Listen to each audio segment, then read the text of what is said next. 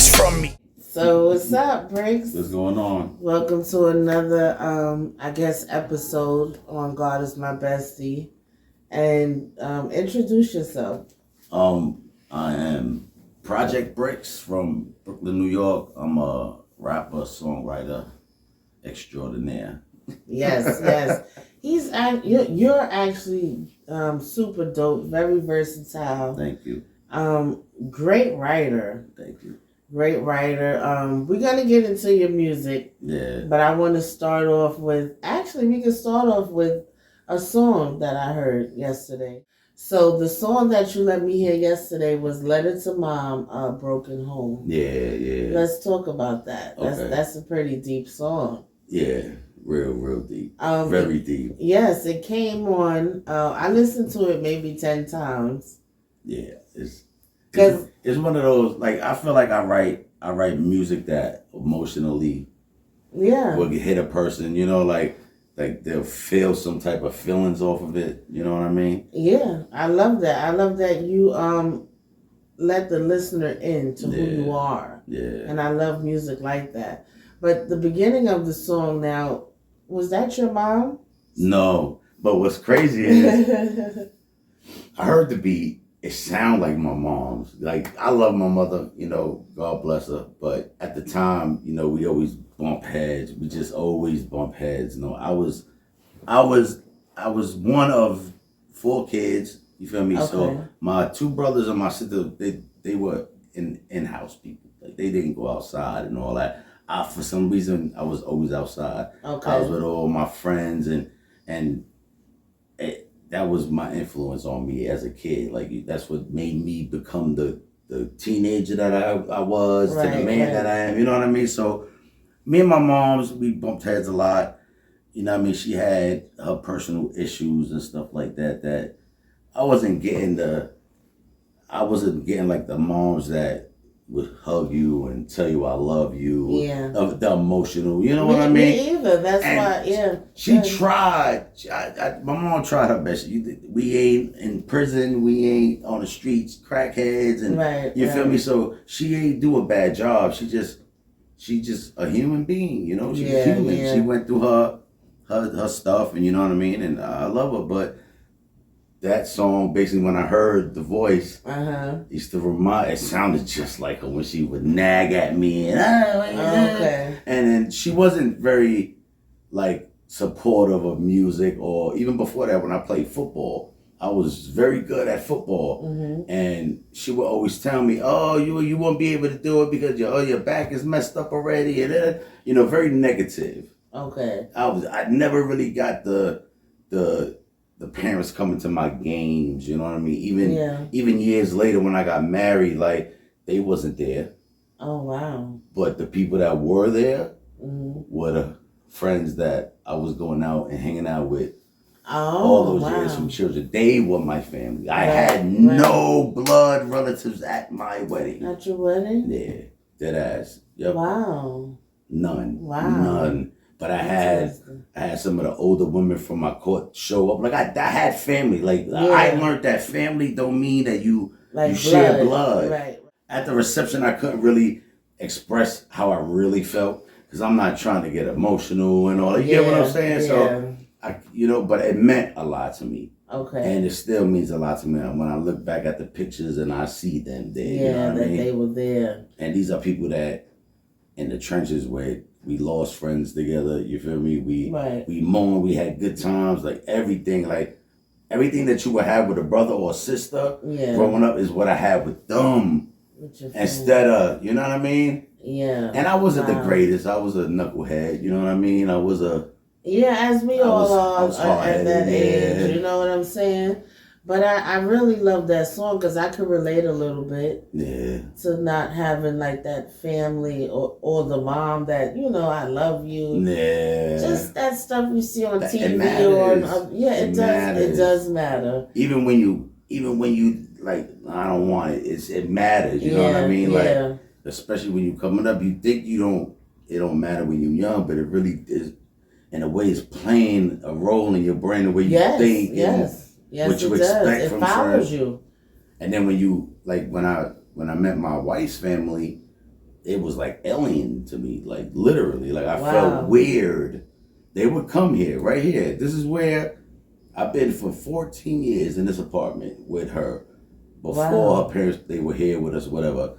And I never like, it was, they would have get-togethers and I would be in the room. You know, because you didn't feel comfortable. Yeah, and a lot of these people I've known, like I know her sister, I know her brother-in-law, all their kids for 25 years right now. So I know them more. So it wasn't like people that I wasn't around. It just felt weird to have a mother and a father and they getting along and people were dancing and it's a good laughing. Yeah. And with my mother-in-law, she's a fucking sweetheart. Aww. Like great human, and anybody that meets her says the same thing. And Annie's a chip off the old block. So I got lucky. I got super lucky. Yes, because not everybody gets to actually, have that. Yeah. Wow, that's dope. And one more thing you said in the broken home one was a child's mind is like a sponge, like soaking up everything. Let me tell you something. In that song I spoke about being with my mother and her passing out, right? I had to be like 5 years old. My memory is trash. But I remember we were in Brookline in the building, but she would hang out with these dudes that lived on the first floor, and she would get high. And I remember being on her lap and her literally nodding, and me scared. Like I remember like this. Something happened to her. And what bothered me with her was that she would, that ain't happened. You're making that up. So it's like, dude, like those type of things you remember. Yeah, you remember those things. Wow. So my life, my experiences go into my music. Yeah, and I love that. And I don't hold nothing back. Yeah, no, I really do love that. Even the song that we did, your song, God Given, it started God Willing, when you was like, do you know what it's like? Yeah. Wait, and there's no way out. Like you're doing all you can. Lost in a place and there's no way out. Yeah. Yeah. Where did that come from? All right, we're gonna go deeper, right? I probably was like 21 years old, and this is a crazy story. I'm going through a breakup, right, with a girl I was with. Okay. At the time, and I was in love. You feel me? So I was heartbroken. I was sad. I was in the room all the time, and I remember one night had to be like past midnight. I'm in the room. I'm laying down, sleep basically. My mom's knocked on the door, right? We didn't even speak about this. I open the door and she goes, here, take this. It'll help you feel better. Right now, I'm probably like a 22-year-old kid. This is my mother. I'm going to trust what she says to me. You feel me? Mm-hmm.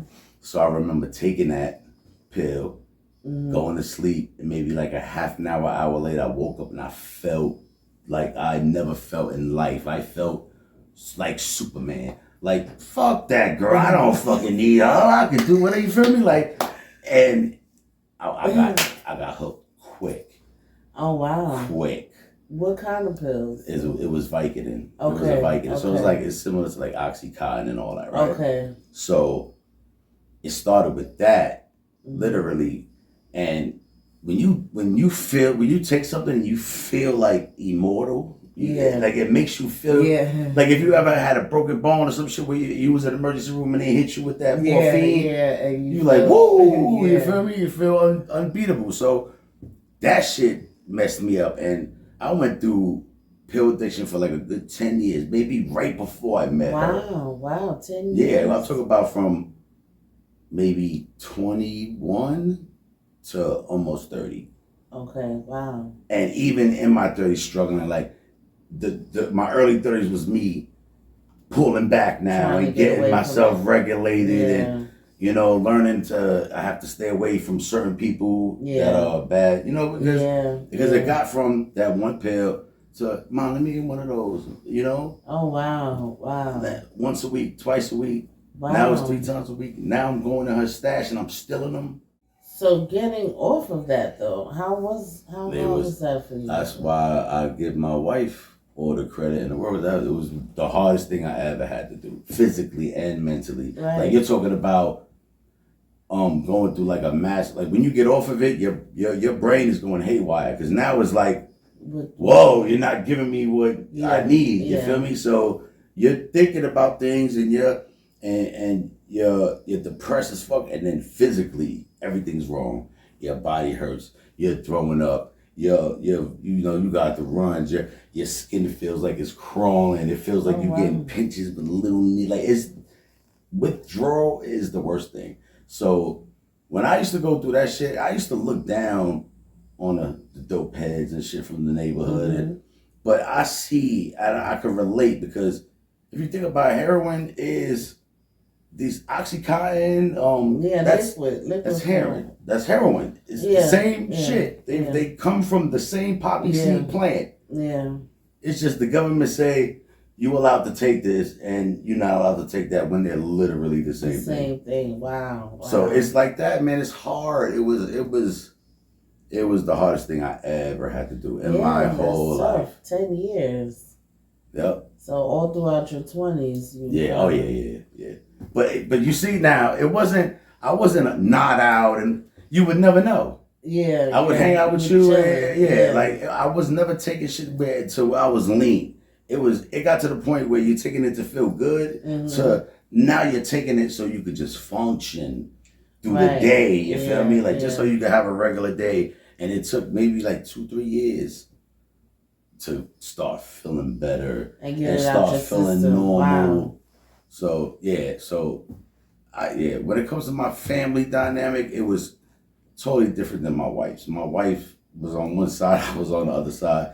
And when I met her, I feel like things are meant to be. God guides you where He wants you to go. Absolutely.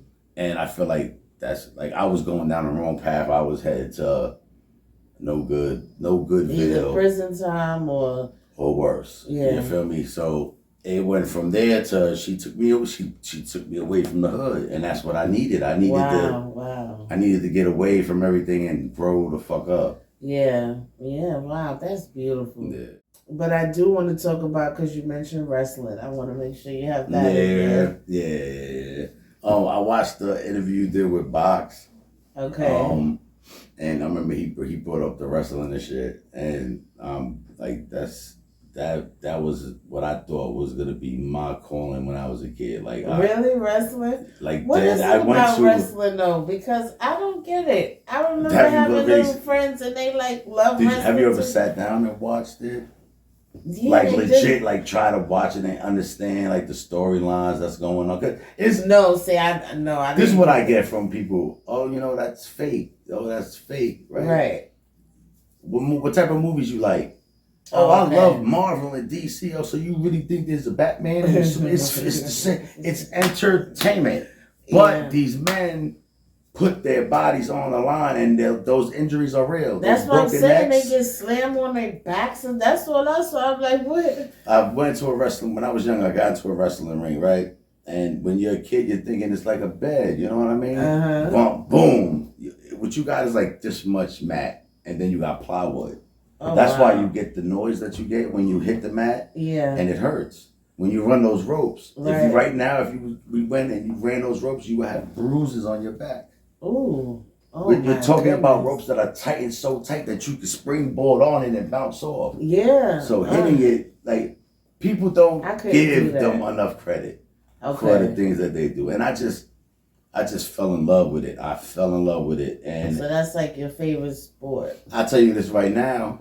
If my music took off in any type of way, where I can write music for them, write for them, or even if celebrity, I will have a match and I will do that shit for free. Wow. No charge.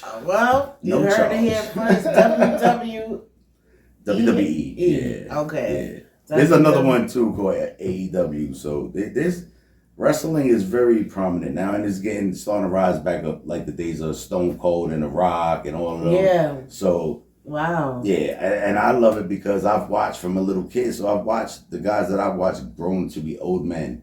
And I've watched John Cena when he first became a professional wrestler, when he first got on TV to now he's about to retire after 23 years. This December 15th is his last match. Wow. You know who John Cena is, right? He's an actor. No, I probably got to see the face. White boy look like G.I. Joe, but yeah, I probably do know him, but I got to see the face. Yeah, I've watched, and then now I'm watching even guys that are younger than me, that are kids now coming and doing it, and now I'm the old guy. Yeah, watching it like, oh, look at these kids, So to me, it's just love. I can't explain why I specifically love it, but I just know that. But you do. That's your thing. You love it. My wife would tell you, anybody that knows me knows that. That's that's your thing. Yeah. So what do you do to like get over stress, or when you're feeling down or depressed or something? How do you cope with that, and what do you do? I smoke weed. Okay. that helps me a lot with anxiety and stuff, especially with like health issues I went through and everything. Okay. And I do things. Talk about I do things like I do Legos, like I do complex Lego sets and nice things that I can do that can take my mind off. Writing is another thing. Okay. Or I'll just I'll just jam to my music. Like I listen to only artists that I know personally now. You remember your first rap? Yeah, but I won't say it because as I've gotten older, right? I've tried to remove like the word nigga from my music. Oh, okay. All right. When I was younger, like I tell everybody, I'm Puerto Rican. I'm from the projects, born and raised. Yes. This is the environment that I was raised in. Yes. This is not me trying to be nobody. This is what I, from a seed, grew up with. But as I've gotten older, I've learned that I don't need to say that, and I don't need to curse in my music. You feel me? So I like that. Like if you start to listen to a lot of my songs, you'll probably hear one curse in 1 out of 10 songs. Yeah, that's and I dope. completely cut out the N word out of that shit, like completely. Wow. But when I'm with my friends and shit, I can't help but that's just me. Yeah, it's natural. It's natural. Like literally, like even if I would say, make sure like we out. Catch me when I'm doing it. You be constantly like, yo, bro. You feel me? But my people know what it is. So I try to mature as I got older, and I realized that I don't need to use that. And clean music makes money. Yes, that's a fact. That's a fact. So I want to be able to meet a little a 21-year-old young lady that could sing her ass off. Mm-hmm. And I got material for her that ready to go. Yeah, because you write R&B, rock and roll. Yeah, I write every genre. Where's all that coming from? Like, because I think like that's just my music taste. Like if I was to give you my playlist, it would have a little bit of everything. Literally everything. All genres. Okay. What got me into the rock and roll, the metal type music was Falling in Reverse. There's a band called Falling in Reverse. Okay, I gotta check them out. The lead singer name is Ronnie Radke. One of the most talented people I've ever come across in my life. Like I'm talking about, he inspired me. He does for me what I try to do for others. Like I heard him and I'm like, I want to do that. Right. I never heard nobody mix rap with metal with contemporary rock to pop to like in one song, like literally. That's dope. And I'll show you later. Like son is amazing. So I started dabbling in I would look through beats and I would look at this rock and roll beat. Let me listen to this rock and roll beat, and I would just write. And I got a country song that Jelly Roll. Country too? Jelly Roll, if you was to ever come across this, I have got a song for you. I'll let you hear it later. Like, I wrote a country song. What is it about? It's like a hood country song. It's like my vision for a video would be like, the video would be in the hood, but everybody would be on horses and cowboy hats and shit. You're like some wild west, but the scene is the hood. Right. You know, there's no cars and shit, though. It's like horses and shit like that. So in the project. Yeah, and Jelly Roll seemed like a son that he came from the same type of struggle. Okay. And the song is just is a country song. It's super catchy. Can you sing a little bit? Jelly Roll, telling you.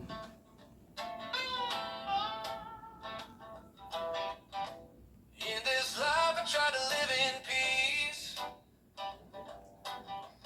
but there's always that one asshole that'll try me.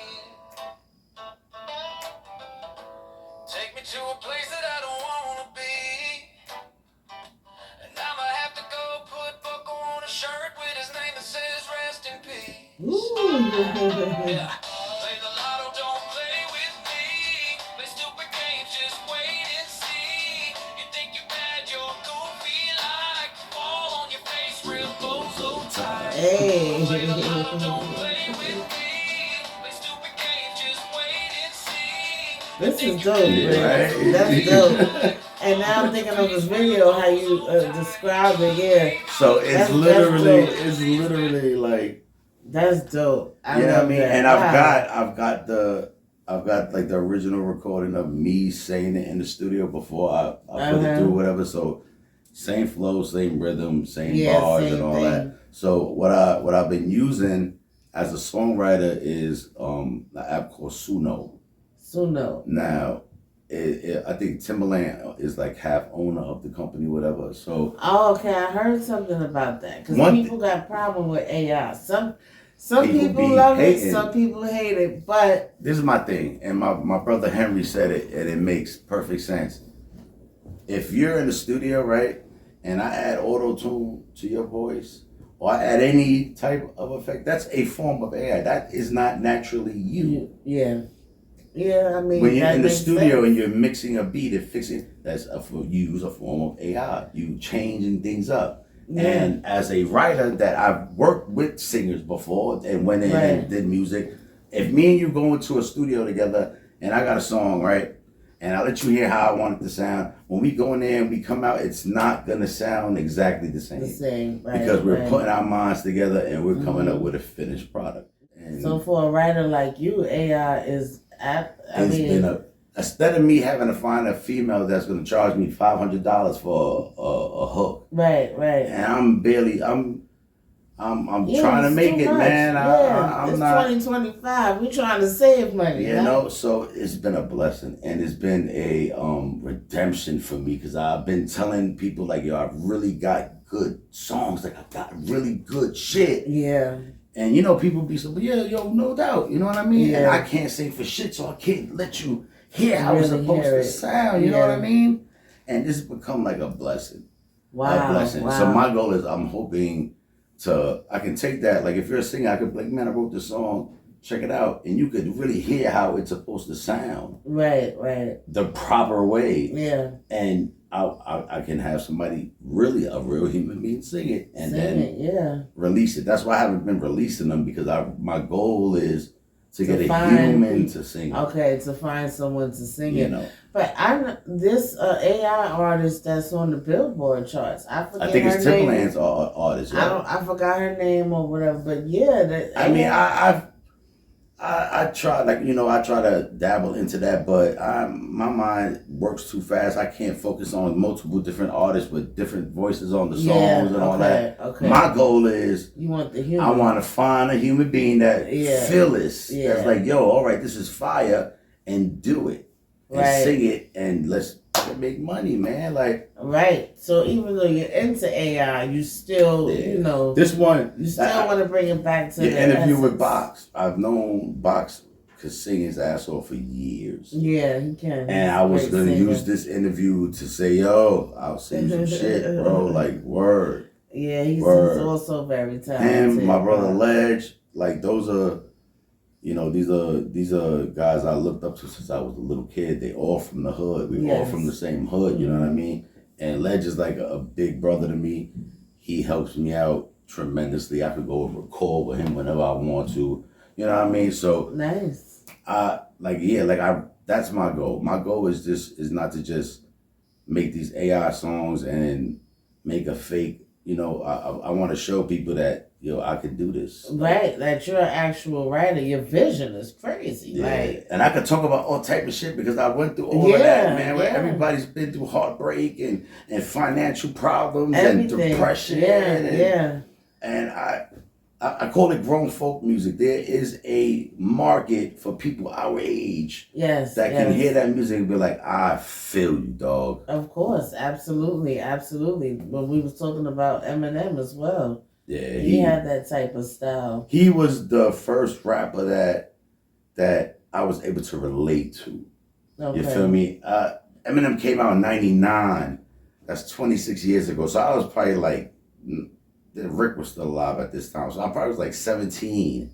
16, 17. And he was talking about his issues with his mom and his family life and pill addiction and drug addiction.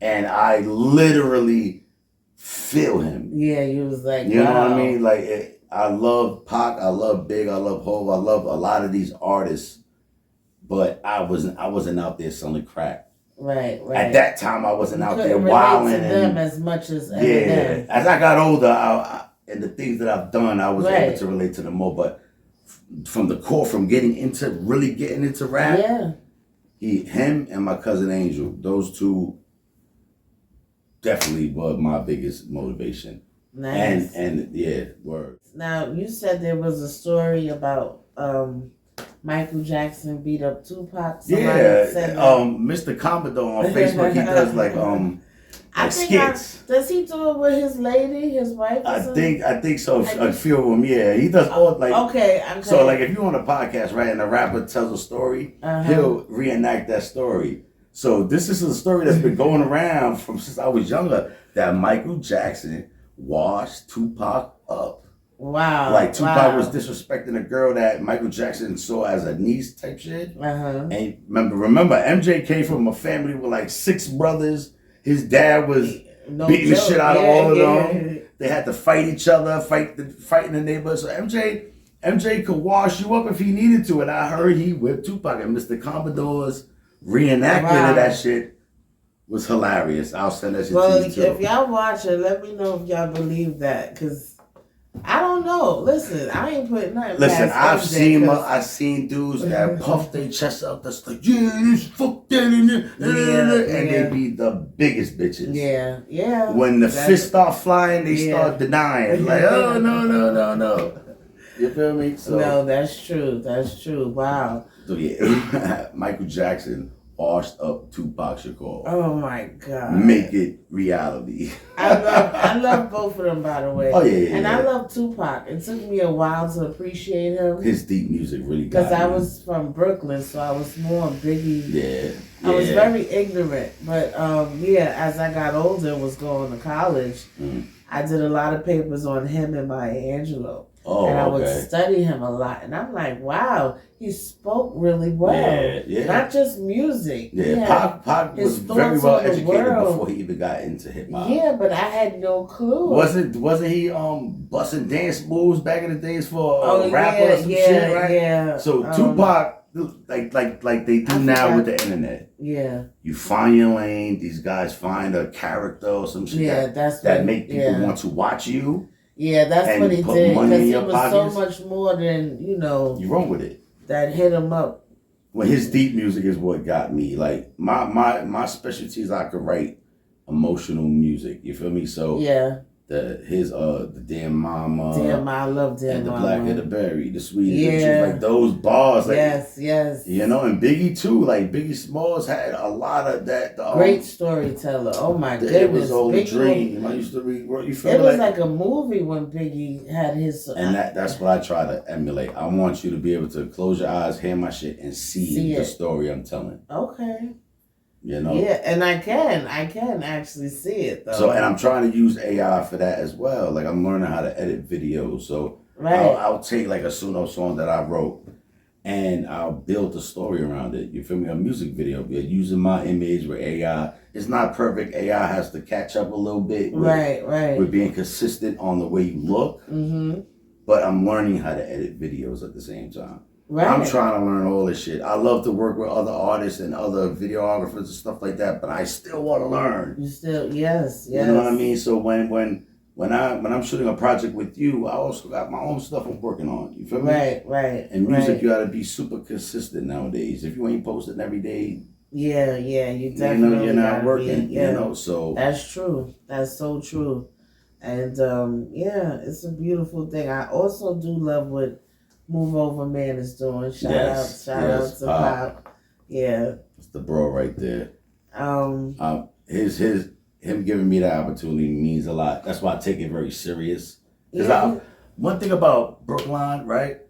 I look up to a lot of the dudes from over there, and I always have, and I will always look up to them. A lot of them are people I grew up with, and I always felt like overlooked. in a weird way, you know? Yeah. Don't know why, because I know I'm very as good as anybody else from out there that everybody would back up. You get what I'm saying? Yeah. But so that's why I hold people like Ledge and Pop close to me, because people that gave me a chance and that really believe that, you know what I mean? That I got what it takes or whatever. So with Pop, with the voiceover work is dope, man. And these are guys like, whoa, the Camouflage Lodge and all of them, you know, being a little kid and seeing them. And I always tell them, I was like, if somebody was to come to you all those years ago and be like, you see the little white boy in the court? Yo, he gonna be nice with rapping and he's gonna be fucking with you. Would you believe him? He was like, hell no. Wow. He's like, hell no. Wow. But yeah, the voiceover shit, we got season 2 of the Move Over Man coming out. Yeah, he got a lot. Pop has a lot of and then we doing the shows and things. And we got this show that we're working on now is about a family that the parents passed away. They were killed, right? Okay. So now the older brother is taking the responsibility of raising the younger brother. You feel me? Oh, wow. Okay. So we got things going, and he's doing a lot of big things, and I feel privileged to be a part of it. Yeah, I love that. We spoke about in 2023. Yeah, and May 6, 2023, I developed, don't know how, but I developed blood clots in my lower leg. All 3 arteries in my leg that lead to your foot were clogged, right? Wow. I'm sitting on this very couch, hanging out, you know, just chilling, and then all of a sudden I couldn't feel my foot now. Like I told you, I got a bad back, a bad neck, so I could, you know, like, oh, maybe it's a pinched nerve, but her telling me, yo, go to the fucking hospital, get it checked out, and I ended up having to be there for a week. They did a wild surgery on me that was horrible. Like the whole experience was horrible. Wow. The recovery was horrible. I was from May to the end of August, I could not walk.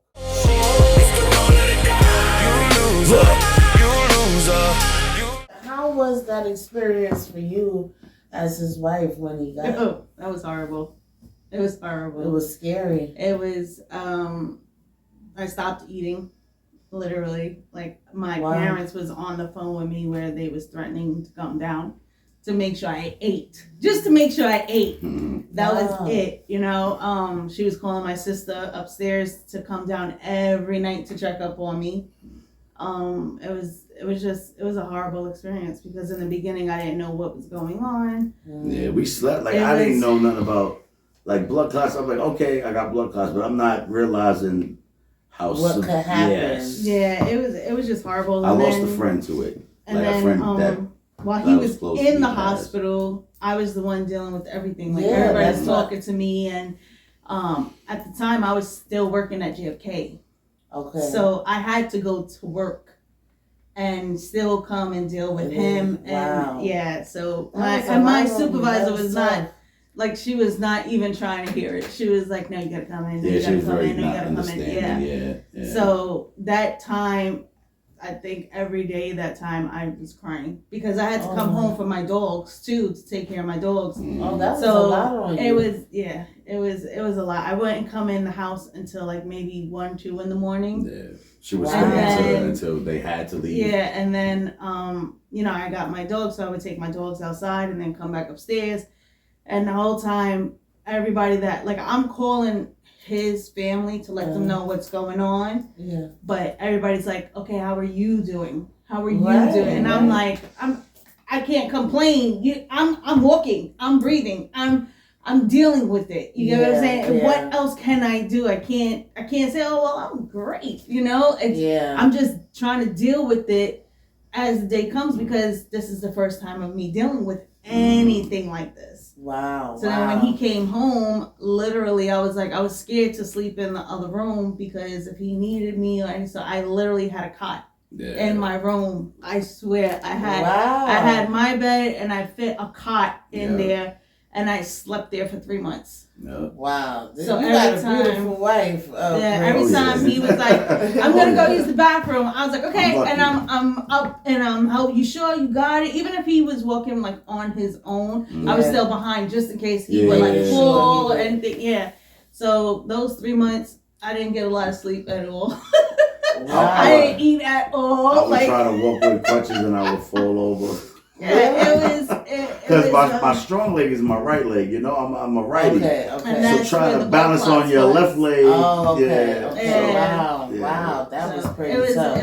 It was a lot. And then going to all the doctors afterwards, you gotta go to here, you gotta go here, and everybody's saying something different. It just that's another thing. It was frustrating. Wow, but look at y'all. Made it through. Yeah, we still here. Look at God. Look at God. We're trying, but my yes. parents tell us you gotta take it one day at a time. One day at a time. And that's what we're trying to do. Been married? 51 years. Wow. Last year we just celebrated their 50th wedding anniversary here. Yeah. And mind you, we got married here. Yeah, we got married right here. Right, this arch was right here. I swear, we got married. We got married during Hurricane Irene. So we had a big thing planned. We had remember the reception I told you about?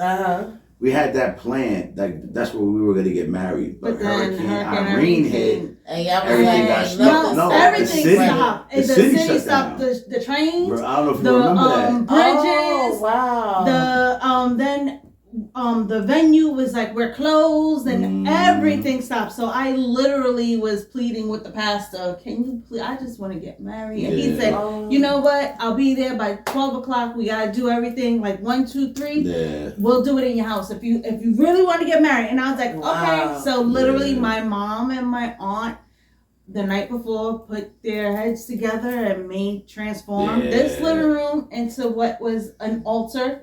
And he married us right here. We literally standing right where the Christmas tree is. Wow. And he was standing right here. My mom, his best friend, Jeffrey came. I love that. All my sister, my older sister lives upstate, and we had her on Zoom on the table so she could see. Wow. So I literally had all my sisters here with me, my nieces and nephews, and it was. Y'all didn't let nothing stop. Yeah, no. We had obstacles.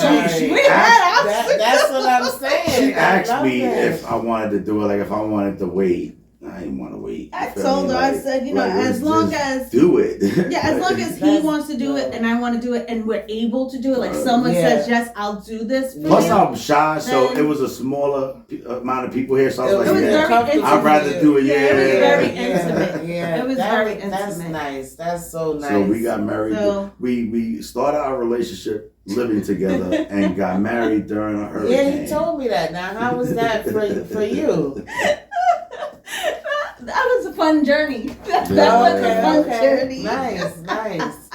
It's just I grew up knowing someone that was like in a similar situation, and I get mad because I don't feel anybody should have to really deal with nonsense in their life. If they bring it upon, then fine. But when they're trying to get right and stay, positive and everything, and then it just comes in all the time. It's like, no. And then I was able to help him, so I told him, I said, if you want to get out the environment, the door is open, and he was like, you sure? And mind you, my family was like, y'all don't even know each other. Like, y'all literally don't know each other. And then they and then her sister was like, yo, his mom's is crazy. Yeah, and then my sister, she was like, Annie, and I was like, listen, I'm not marrying her. Yeah. I'm not in a relationship with her. I was like, I wasn't talking to her all night. You get what I'm saying? It wasn't her who caught my interest. It was him. And if I could get him out of the environment, then it would be easier for him to grow. And it would be easier for me to know if this is real or not. Yeah, I think that's beautiful. So, and how long have y'all been married now? 14 years. And we've been together for 15. Wow. Look at that. So we got married a year. Real love still exists. Yes, it's out there. You just gotta work on it. It's not gonna just poof, I'm here and stay there. No, you're gonna have a whole lot of ups and downs. It's not all sunshine and rainbows. It's definitely not. But Believe the me. point is not to give up. Yeah. Not to give up, that's right. Now, I don't know if you want to talk about this or not, but he was speaking about, like, y'all was talking about adoption. Mm-hmm. Oh. If you don't want to speak about it, I'll cut all that out. No, it's fine. Cool. It's fine. But I think, like, such a beautiful couple, like, y'all have everything. How does that feel? We just need a little human. And, like... or two. It's a blessing. Mm-hmm. It has its pros and cons. Yeah. Okay. Let me say it like that. It has its pros and cons.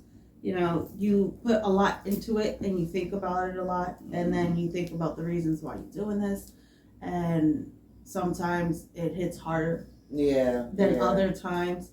But to me, it's we was in the motion of doing it, and then obstacles came, so we had to stop. So it's an ongoing thing, and a lot of it is because of money, because we don't have all this money for us to be on some. Okay, we got everything. You don't need to do nothing. Paperwork going. Yeah, you know what I mean? It's not like that. And when you do the foster care, they tell you like you can't leave where you're living at for a time span. So like where I was at, the one I was doing, they said you couldn't leave the city for 5 years. Oh wow! I don't want to live in the city for 5 years. We're not trying to you get what I'm saying? Want to feel stuck like that. Right. I want to be moving forward. And my Yeah. plan is to move upstate. Right. And or Florida, one of the two. Well, whichever one comes first. Yeah. Okay. But my at that time when we was doing it, my plan was to move upstate. So when they told me, "Oh, you got to stay here for 5 years," like I understood it, because they say you got to keep going back and forth, like with court and visitation with the family, and so I understood why you wanted us to be here. Right. But at the same time, it's like, why can't I travel from upstate down? I'm still in the state. I'm not in a different state. You get what I'm saying? You're upstate. Right. It's still New York State. But they said, no, you have to be in New York City.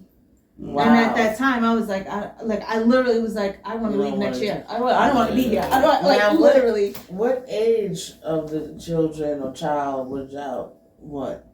Newborn or teenager? Anything from a newborn to, I would say like maybe, I think preteen. You get what I'm saying? I mean, if the, so y'all would start with a preteen. Yes, my god! I would. It all depended on the situation. Person. Yeah, that's what to me. I have to meet the kid first, and because they ask you that, they ask you how many kids you're able to take. Okay. They ask you the age range. Yeah. And they ask you like ideally it would be an infant. Yeah, where your mindset. We would like to start from the. You know what I mean? I'm just saying if that was an option and that was an only option. And they also ask we if can there's help this child. Siblings. Yeah. If you would take the siblings. Oh. Yeah. And my whole thing is I don't break up families. Yeah. I can't. Oh. I know how my family is, and my mom. She got a good. My mom raised us to all be connected. Yeah, you got a good heart. So to me, I was like, no. If there's siblings, then I would, as long as I got room for them, and you allow it, I would take them. I wouldn't break them up. Most now? How many? I would like to, because I ain't trying to OD. If my financial status was to change, then it would be different. Yeah, I get a start at 5 going. My mom had 4 of us, plus my stepsister. You feel me? And my mom had 4. And I always loved. So 4 and 4. Yeah. Wow. But we was always family orientated. That's what I meant. Like when I was telling you about the difference in how she grew up than how I grew up. Like I had uncles and aunts and all that, but my mom's didn't fuck with nobody. My mom was like, whoever's in this crib, that's it. Like I said, I had a stepsister, and my dad, he's technically my stepfather, but that's my father. Yeah. He wanted so bad to bring her to live with us. She was already going through issues with her mother, and me and her are very close to the same age, and my mother would give him hell. Like, do you know how bad it would have to be for you as a parent? Story, the way she might have been. Now she has. She's been. My mom is like that, but when I take myself out of it and look at her story, I can understand better. Although it affects me, and I got my issues with that. That's why I say I love her. I love my mother I love her, and I know she went through her shit, but you got to try to make it better. You got to try to fix. When you bring children in this world, it's important to nourish them. It should not be where you feel like it's gonna be a hindrance to me to go and be around you. So it's gonna make me feel not good. You know what I mean? Yeah. I'll get anxiety, like just because you start remembering shit and that's I true. love her. That's I love so her, true. I But thank God for Annie because he said you're his angel. Mm-hmm. I don't know how. Even my father said honestly, that. I don't know how. Well, his father looked because at me and he said, "Thank you because you saved my son's life." And I looked at him and I said, "I didn't do nothing but said the door was open. That's all I did." And be well, you. That's it. All you know. takes. And that was your good heart. Though. He was like, she's the first female I ever had that didn't give up on me when Wow. times got rough. Okay. But I was me? raised that way. Yeah. Wow. Girls You get what in I'm the saying? past I were- was Yeah. raised Things like hit the he was fan. like, I don't understand, and I'm like, what do you mean? Like to me, this was my only option. Right. It was never, oh, you could do this or you could do that. Mm-hmm. No. Yeah. This was my only option, especially the moment I said I do. Yeah. That's my only That's option. Yes. You know, if you think about the vows, they say for rich, for poor, for health and sickness, worse. and better or worse. So what option do I have? Oh, this is happening. Okay, I'm out of here. I don't want to deal with this. No, that's not how you go. She's very much connected with God because of her mother. Yeah, Yes. both of them, my mom and my dad. Like, Wow. They made us, they made us go to religion instructions to learn about it. Okay. Not me. And literally, I remember my mom, Not because when you're a kid, you don't want to go to church. Yeah, you want like to watch boring. cartoons. We Yeah. went to church And once a play, year, Easter. Yeah, but you would think, okay, Word. Easter, Christmas, that's it. I don't need to go. No, Right. my mom was every Sunday, like clockwork. And literally, I looked at her, I said, but why I gotta go to church? And she said, listen, the day that you learn about it and you tell me a good reason not to do it, that's the day you can stop going to church. Until then, every Sunday, you're going to put on your clothes and you're going to go to church. And every Wednesday, you're going to go to that school and you're going to learn about God because you're going to tell me why. That was Bible study? That, yep. It was religion instructions. We learned all about, did all the commandments, did everything. Wow. We did the communion, the confirmation, everything. She made sure we did everything. Nice. And to this day, I was like, thank you, Lord. Thank you, Mom, because I did the same thing with my nieces and nephews. Yeah. I was baptized as an infant, though. And they said the same thing I said. Well, I gotta go. And I said, the day you could give me a good reason you don't go, then you do it. Yeah. I said, because when you think about it, if you try this by yourself, it is so hard. Yeah, it is so very, hard. very hard. But when you have faith in something, in anything, yes, it makes it a little bit easier. Yes. You're still going through your issues, but it makes it a little bit easier to get through it. I agree. And I tell them, like, I know everybody says it to kids, be a kid, don't grow up too fast, and they all want to grow up fast. So now I don't say be a kid. Grow up, I just tell them, wish you had that time back. So I say, you want to grow up? Let's switch. I'll be the kid. You take care of my bills and all my stuff, then you tell me, yeah, I want to be an adult. And they be like, no, I don't want to do that. I want to play my games. So be a kid. That's it. Yes. But it's with him. It's been a fun journey.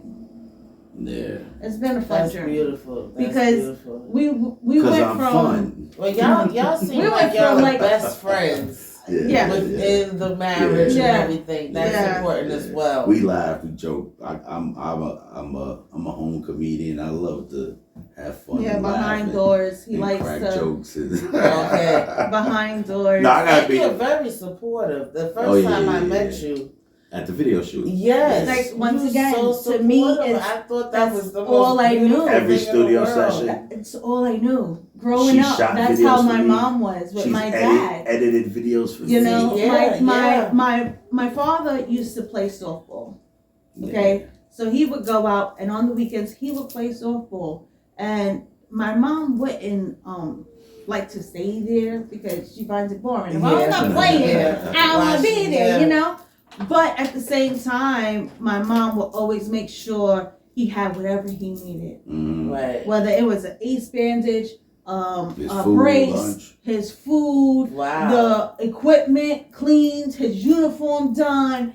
She always supported him, always. Okay. So to me, that's what a marriage was. Yeah. You know, your dreams is my dreams. My dreams is your dreams. Yeah. You know, together we can make it, but apart it's gonna be a hard road. Right. I just thought that was so dope of you. I mean, it was beautiful. Yeah. That's why when you had said it too, I was like, what do you mean? Yeah, like, but you don't see, it's very hard to see that. Yeah. For me personally to see. And I see a lot of relationships and people, but I don't really see a lot of what y'all have. Yeah. Thank you. Thank you, word. Because I don't know what it is. It's something. I honestly don't know what healthy. it is. But like I said, my inspiration and my motivation is my parents. Like when we're going through stuff, I'll call my mama. I'll be like, Mom, I need to talk to you. I can't, you know. And you can see when my mom gets aggravated. Yeah, you see all the stages. But at the same time, within a second, split of a second, you can see how much love is there. Yeah. Right. That's what I want to know. What's the longest can y'all stay mad at each other? Because it don't seem like. Let me answer this one. Let me answer this one. Me, immediately I'm good. Because that's how it was with my family. Okay. We would fight, bicker, argue, and then it'd be cool. Not me. She's a female. That's how I say it. Y'all hold that shit in a little bit longer. But it depends on what it is. Once again, it comes down to how we was raised. Yeah. And I tell him that too. My parents, I know they had disagreements, but they never showed it in front of us. They would go in the room and speak about it in the room. And then you would tell when they would come out. But even though my mom would be mad at my dad, she would still be in the kitchen cooking him dinner. And giving him his meal. You get what I'm saying? So to me, it's like we need to talk it out. Yeah. We need to just talk it out.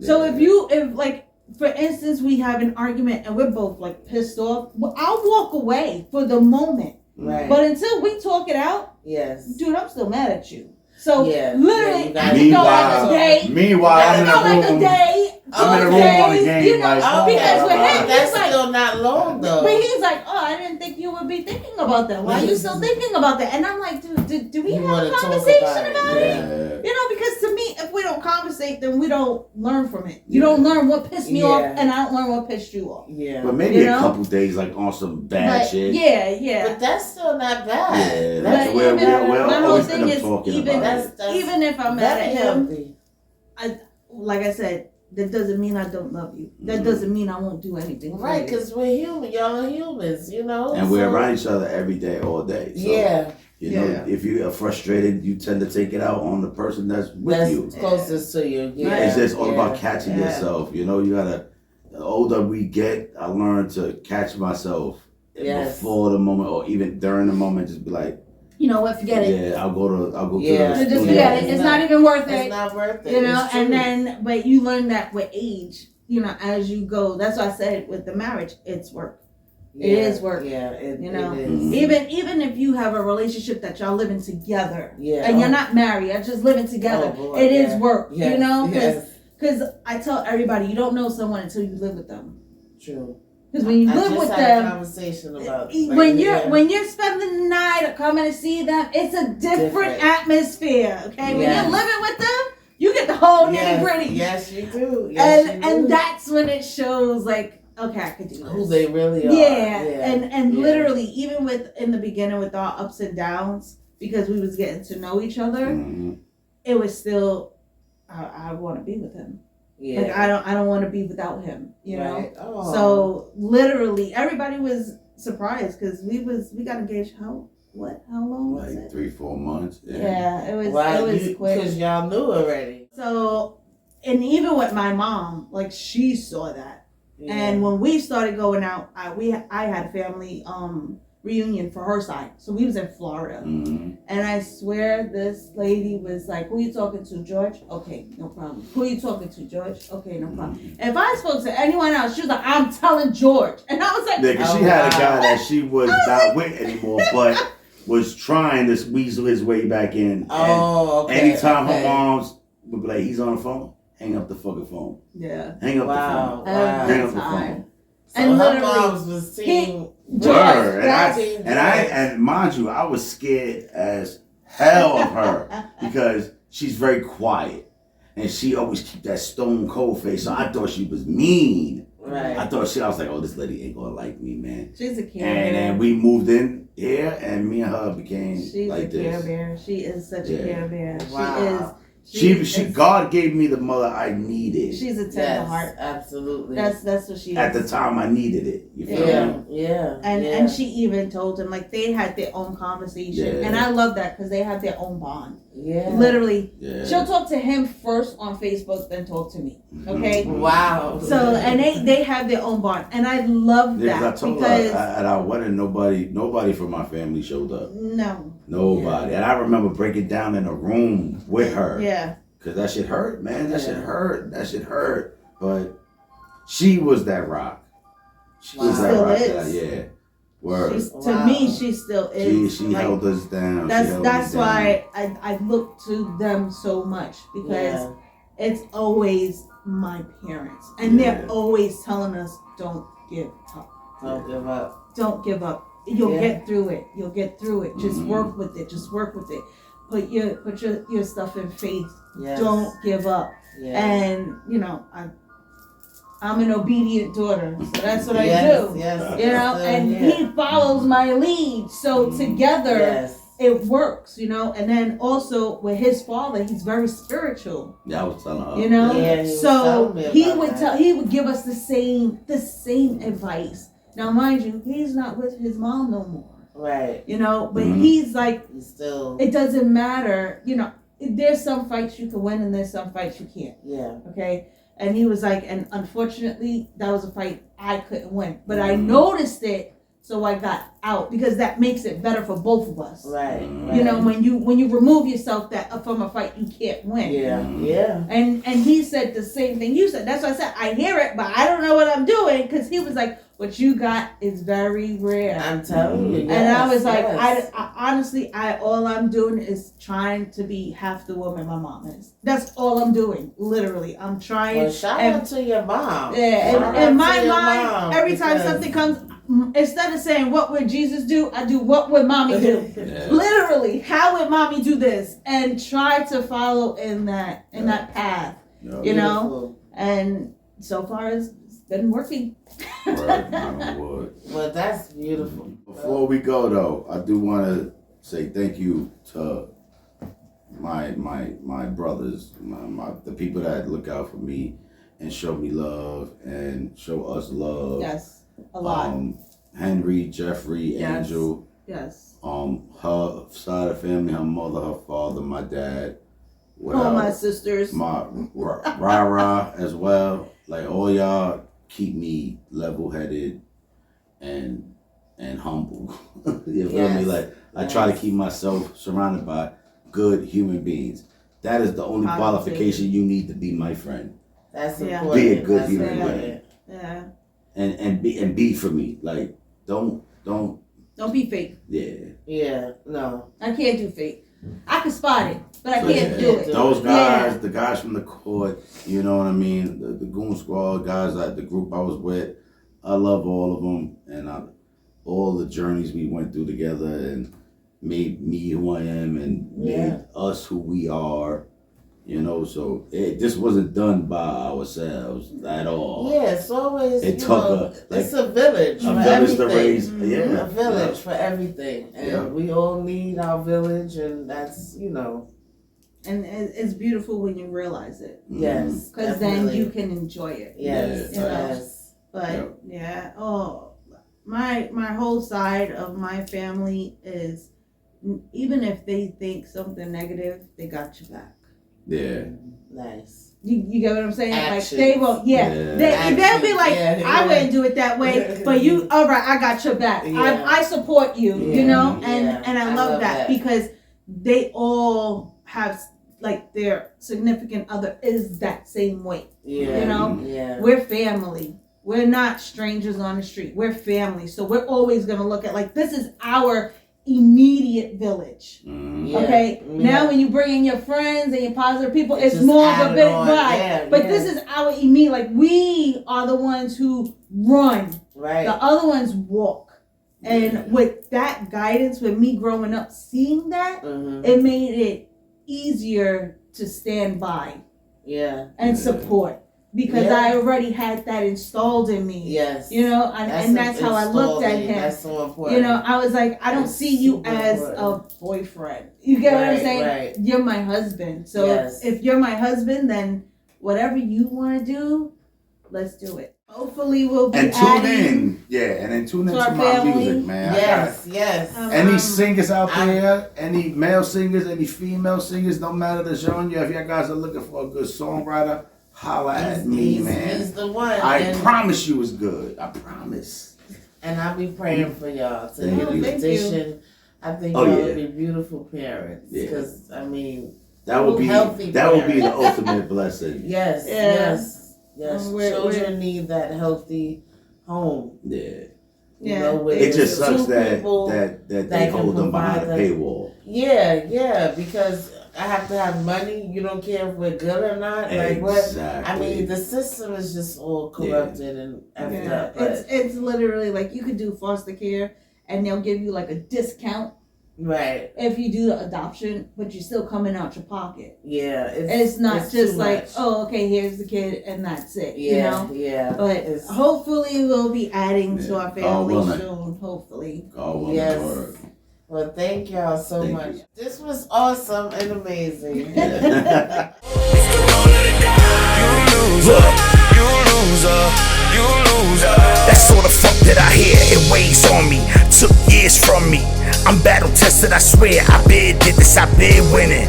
Cause I'm solid through good business. You ride with me, then fuck with me. If you don't think good riddance, be so witness to me rising up to my feet, overcoming some of my demons and realizing that I'm me. A good brother, I'm rock solid. Ask anyone around me, give you the shirt off of my back, but don't mistake that to be me.